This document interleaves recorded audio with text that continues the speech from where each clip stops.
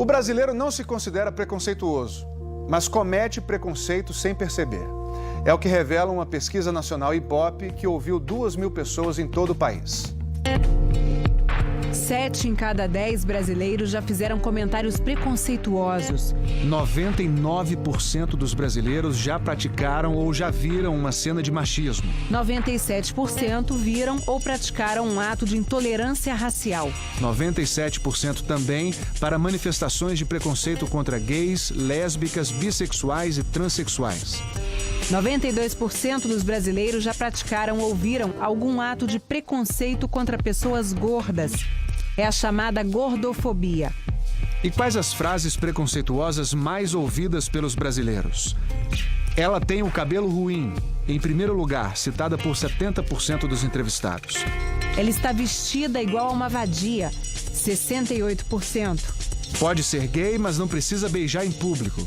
Essa frase já foi ouvida por 58% dos brasileiros. Eu tô aqui de boca aberta. Que reportagem bandida do Fantástico. O preconceito muitas vezes abre portas para a intolerância. O Fantástico propõe agora uma reflexão sobre casos recentes que estão aí dividindo opiniões e gerando ainda mais manifestações de ódio. Olha aqui, meus amigos, o capeta-chefe tá aqui, ó. Taca fogo em tudo. Quebra tudo, quebra tudo. Paga a vela pelo sangue de Jesus tem poder. Um traficante usa o nome de Jesus e obriga uma mãe de santo a destruir seu próprio centro de Umbanda. Quebra tudo, que a senhora quer demônio-chefe, que a senhora que patrocina essa cachorrada. Ela é uma Ialorixá, sacerdotisa de culto umbandista. Está sob a mira de uma arma. Rebenta a rinha desse demônio que tá aí. Foi há 3 semanas na Baixada Fluminense. Em apenas uma delegacia da região, 7 casos desse tipo estão sendo investigados. Um exemplo brutal da perseguição religiosa no nosso país. Historicamente, sempre houve essa perseguição. Ela não é episódica. Mas a nova face dela agora é uma face quando o tráfico de drogas se diz evangélico e começa a expulsar das comunidades as religiões de matriz africana. Eu não quero acreditar que a maioria do povo evangélico faça essa discriminação. E olha a maldade. Pegam a questão da destruição de centros espíritas, que ninguém concorda com isso, de bandido, de vagabundo que faz isso. Se nem o Estado controla o tráfico de drogas, somos nós, evangélicos, tentando dar uma vinculação de que esse assunto é de evangélicos. Nessa semana, uma exposição que seria exibida no Museu de Arte do Rio, Mar, foi vetada pela prefeitura da cidade. A acusação é que os quadros seriam impróprios por conter referências a símbolos religiosos, a pedofilia e a zoofilia. 270 obras de 85 artistas brasileiros foram censuradas, proibidas. Sem consultar a opinião pública, o prefeito decidiu. Aqui no Rio, a gente não quer essa exposição. Saiu no jornal que ia ser no mar. Só se for no fundo do mar. Porque no Museu de Arte do Rio, não. A exposição se chama Queer Museu, Cartografias da Diferença na Arte Brasileira. As obras tratam de questões de gênero sexual e diferenças. São assinadas por artistas como Cândido Portinari, Lígia Clark, Yuri Firmeza e Adriana Varejão. Eu sou a favor que as exposições tenham sinalização para alertar o público sobre o conteúdo e orientação etária. Mas proibir que a exposição aconteça é um ato de censura, eu acho, inaceitável e perigoso para a sociedade como um todo. Ninguém está falando em censura, há uma revolta da sociedade. Estamos falando em proteção das crianças, garantido pela Constituição, pelo Estatuto da Criança e do Adolescente e por leis ordinárias. Gente, é uma covardia, é uma safadeza o que esses caras estão fazendo. Ninguém está aqui para censurar a arte. Ninguém. A classificação indicativa está na Constituição, está no ECA, está em leis ordinárias para proteger o pequeno ser. Porque a criança não sabe discernir o que é informação, sugestão e ordenança. Se protege o pequeno ser, a coisa mais covarde na história da Globo. Ninguém está falando em censura.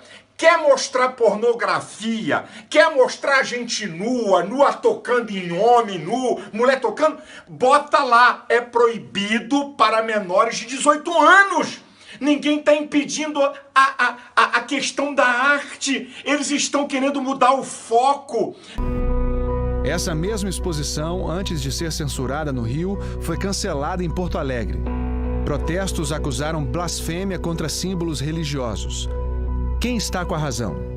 A Constituição, a lei suprema do Brasil, que esta semana completou 29 anos, determina: a liberdade de expressão é um direito fundamental na Constituição de 88, como é em quase todas as constituições do mundo. É justamente porque ela é uma forma de permitir que o cidadão ele tenha opinião própria e expresse essa opinião sem que o Estado determine o que ele pode ou não achar. Existe algum limite para a liberdade de expressão? O limite tem que ser aquilo que é vedado objetivamente pela lei. Quer dizer, não é aceitável fazer uma exposição de arte que envolva infligir sofrimento deliberado a um animal, porque isso é vedado pela nossa ordem jurídica, pela nossa Constituição. Não é vedado fazer uma exposição de arte em que uma criança seja vítima de abuso sexual na frente dos outros. Uma perseguição acirrada. Ela já iniciou veladamente. Ela já iniciou secretamente. Ela já iniciou, às vezes, de forma mal disfarçada. Nós conseguimos já enxergar que essa revolução iniciou. A imagem de uma menina tocando o pé do artista Wagner Schwartz, que se apresentou nu durante uma exposição no Museu de Arte Moderna de São Paulo, gerou protestos e agressões. A menina estava acompanhada pela mãe, que é cenógrafa, e na porta da sala tinha um aviso sobre cenas de nudez. O que diz o Estatuto da Criança e do Adolescente, o ECA, diante desta imagem? O artigo 227 da Constituição diz expressamente que é um direito fundamental da criança o acesso à cultura. Verifica-se que, acompanhado por uma mãe que é do meio artístico e o próprio estabelecimento que recebeu aquela obra estabeleceu parâmetros de restrição e necessidade de acompanhamento, que não há nenhum indício de que houve uma vulnerabilidade à integralidade dos direitos fundamentais da criança e do adolescente. De uma eventual restrição ou de uma descrição do conceito da obra é uma orientação que o pai vai considerar para iniciar a criança na obra ou não. Essa exposição não fere o ECA. Todo mundo é livre para não apenas não ir, mas não levar os filhos e criticar quem vai e quem leva. A questão é saber se eu posso impor aos outros essa minha visão de mundo.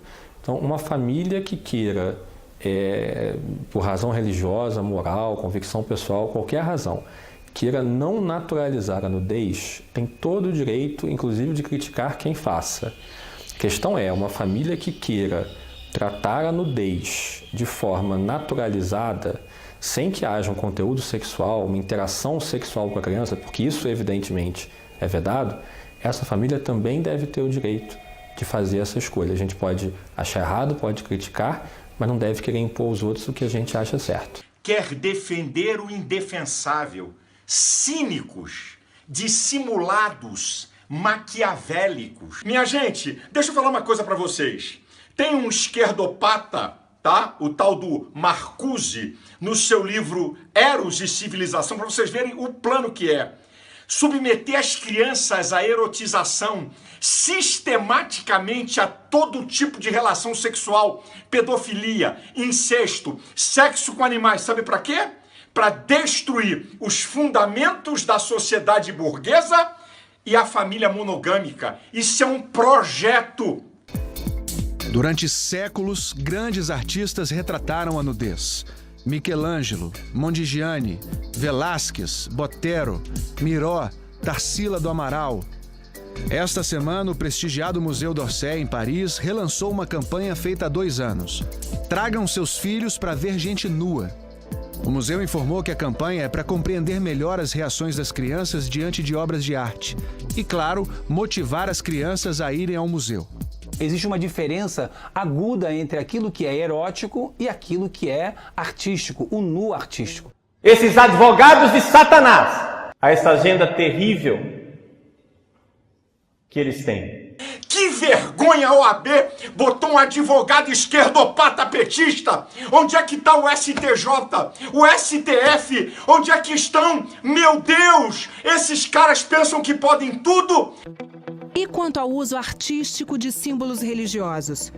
Um dos mais conceituados artistas plásticos do Brasil, Vic Muniz, diz que graças à arte sacra, os fiéis podem formar uma imagem daquilo em que acreditam, a imagem do divino.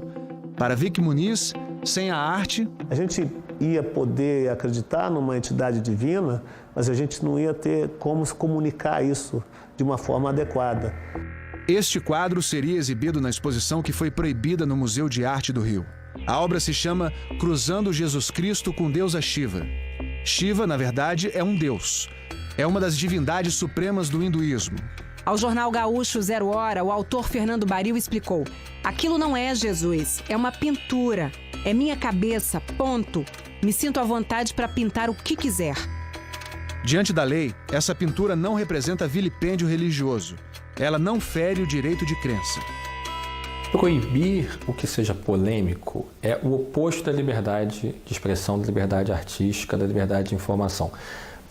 A arte, a expressão, por definição, sempre trataram de temas polêmicos, desconfortáveis, desagradáveis, até repugnantes para algumas pessoas. Portanto, proibir porque não se gosta do conteúdo é a censura artística, ideológica, política que a Constituição veda taxativamente, com muita ênfase. O Estado não tem que ser o censor para dizer o que tem ou não valor artístico. Não estamos contra a arte. A arte e a religião estão no limite da lei. Ninguém é acima da lei. A lei proíbe expor crianças a isso, esse pequeno ser indefeso. Que vergonha esses artistas. Que vergonha a Rede Globo. A mãe de santo perseguida por traficantes não prestou queixa à polícia. Mas o delegado da área encaminhou a denúncia ao Ministério Público. Pelo sangue de Jesus tem poder. O preconceito é uma maneira muito primitiva de lidar com a diferença. É como se ainda precisássemos, de alguma forma, criarmos grupos oponentes a outros grupos diferentes. Lá atrás, nos primórdios, isso era necessário para a sobrevivência. Hoje não é necessário para nada. Pelo contrário, o mundo é feito de diferenças. Se você também observar, nunca houve um ato hostil de nenhum membro da nossa religião contra qualquer outra religião. Embora secularmente sendo desrespeitado, sendo perseguido, tendo as nossas crianças sendo apedrejadas, nossos velhinhos sendo apedrejados, nossos meninos sendo discriminados na escola, mesmo assim nós sempre pedimos o diálogo. A intolerância religiosa sempre matou, continua matando e impondo sofrimento. Todas as pessoas muito preconceituosas têm uma característica em comum. O medo, na verdade, um profundo medo de que aquilo em que acreditam, aquilo que os valores que permeiam sua vida se desapareçam, se diluam. Elas veem a pessoa diferente como uma ameaça. A experiência do sagrado é uma experiência muito profunda, muito sincera, tem a ver com o sentido da vida. Então, quando você é limitado, quando você é violentado simplesmente por exercer a sua fé, é o seu íntimo que está sendo violentado, é a sua verdade mais profunda que está sendo impedida. Se o Brasil caminhar para esse desenho que eles querem de sociedade, todas as pluralidades, todas as liberdades serão caçadas. E é só um diálogo que eu tô tendo com vocês. Da próxima vez eu mato. Esta cena filmada na Baixada Fluminense mostra um adepto da Umbanda sendo obrigado por traficantes a destruir as guias, os colares sagrados da religião. Ele veste uma blusa com a imagem de Jesus, que também é cultuado na Umbanda com o nome de Oxalá. Primeiramente você pede licença a Jesus. O traficante usa o nome de Cristo e ameaça um homem com um taco de beisebol onde se lê diálogo. É só um diálogo que eu tô tendo com vocês. Que reportagem bandida! Tentando botar no colo dos evangélicos como se fôssemos nós. Há uma revolta, uma indignação do brasileiro. Fica aqui o meu protesto, a minha indignação. Vamos protestar. Que vergonha, Rede Globo! Todos os cristãos, todas as cristãs são discípulos e discípulos de alguém que sofreu com o ódio, a intolerância, a tortura e a violência. Portanto, não tem como usar o nome de Jesus para perseguir alguém. Não tem como usar o nome de Jesus para promover o ódio. Jesus foi vítima do ódio. Usar o nome dele para praticar o ódio é um absurdo, é uma grande contradição.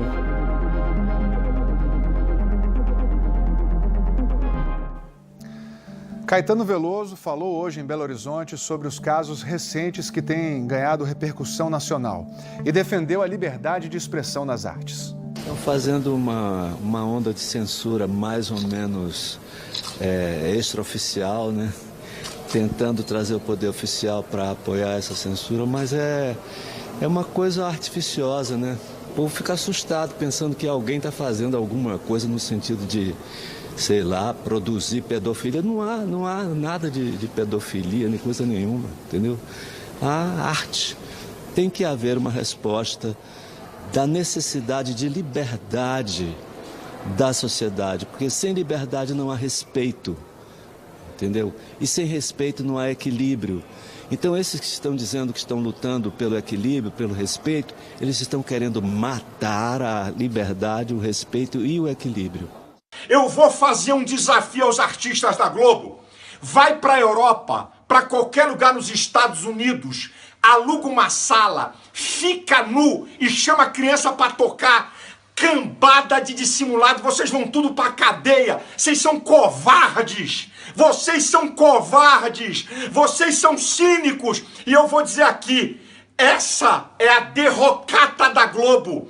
Vocês estão mexendo naquilo que é precioso para Deus, que é as crianças. Eu, quando falo as coisas, eu não uso viés religioso. Mas eu estou aqui, a indignação é da sociedade. Vocês estão numa furada. Vocês mexeram com criança. A criança tem que ser protegida, por isso que a lei